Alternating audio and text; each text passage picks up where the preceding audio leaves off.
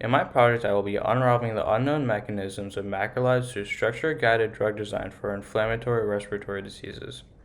Now, this title may sound long and confusing, but the basic idea behind my project is to analyze the effect of an existing family of antibiotic drugs called macrolides on certain pathways in our body relating to the overproduction or hypersecretion of mucus. Having experienced asthma most of my life, I can understand how painful it can be at times, especially for an athlete like myself.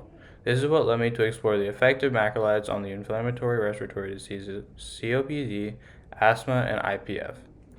Macrolides are a class of antibiotic drugs that usually target bacterial infections. An example of a few macrolides are azithromycin, erythromycin, amoxicillin, and ampicillin.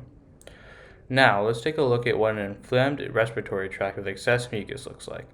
As you can see, there is swollen lining and excess mucus blocking the airways. There are currently no approved on-label medication that directly address this arm of the disease pathology.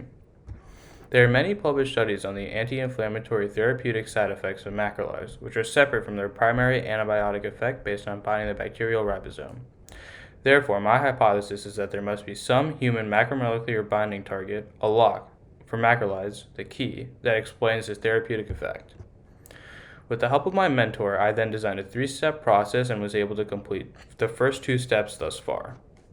The first aim, or goal of this study, is to generate biologically relevant 3D structures of macrolides and identify flexibility sites through all atom molecular dynamics.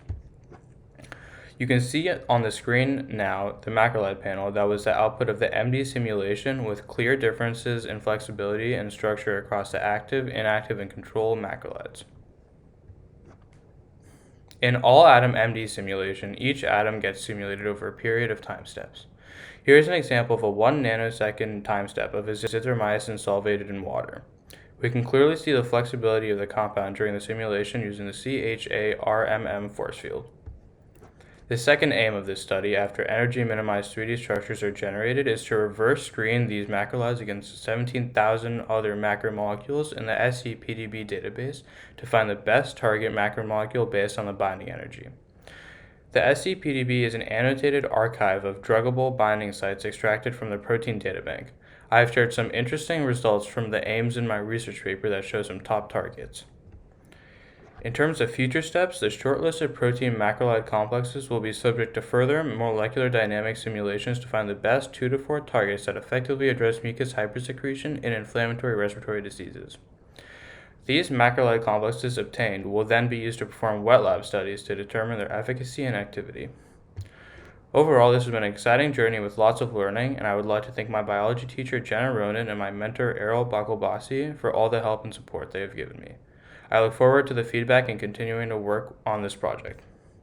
Thank you for listening.